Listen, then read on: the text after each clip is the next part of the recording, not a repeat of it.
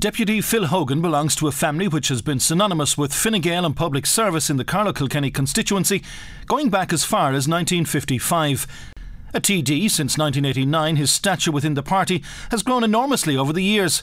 A candidate for the leadership of the party after the 2002 general election, he immediately rode in behind the new leader Enda Kenny and played no small part transforming the party from what was then seen as a no-hoper to today, where it is now clearly seen as a real alternative to lead the next government. The local and European elections which Phil directed established Fine Gael very firmly as a leading prospect for government.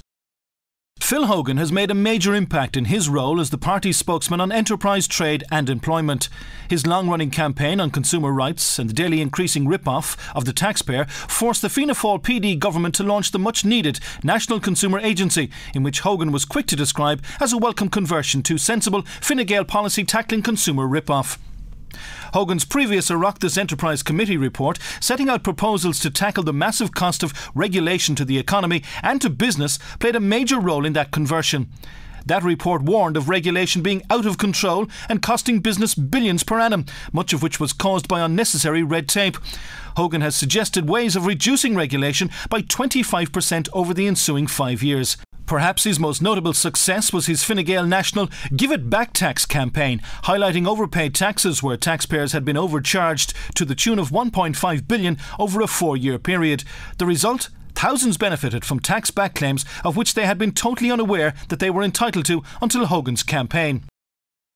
Hogan has also shown strong leadership on other national issues, such as Northern Ireland, where he sent out warnings about the danger of pandering to Sinn Féin IRA before that Northern Ireland €36 million bank robbery, at a time when it was not so popular to take such a stand. He stood solidly against the early release of the killers of Garda Jerry McCabe and said Fine Gael would never sacrifice the legitimate aspirations of nationalist community to a united Ireland.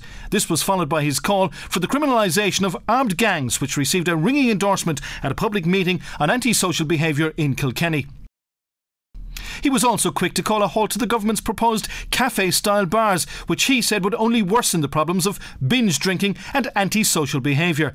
His call received not only the support of his fellow colleagues on the Fine Gael frontbench, but of the entire Fine Gael parliamentary party and many government backbenchers. Eventually, the government itself backed down on the issue. In more recent times, Hogan has been deeply involved with party leader Enda Kenny in the preparation of policies for the programme of government in advance of the general election. He also carries out a huge constituency workload from his office at High Street in Kilkenny.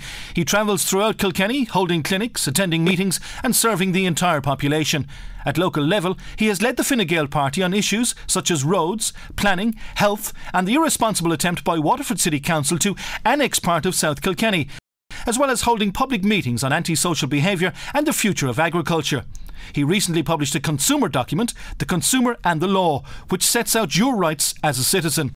As a leading member of the front bench of Fine Gael for the last 10 years, as a former chairman of the party and as the leader's close ally in government policy formulation, there is nobody inside or outside the party that does not now believe that when Enda Kenny becomes Taoiseach, that shoulder to shoulder with him will be Carlow Kilkenny's Phil Hogan in a senior ministerial position. This is certainly something his constituents in Carlow Kilkenny would deserve. After all, it's 27 years since the late Jim Gibbons was a cabinet minister. It is over to the people to make that important decision.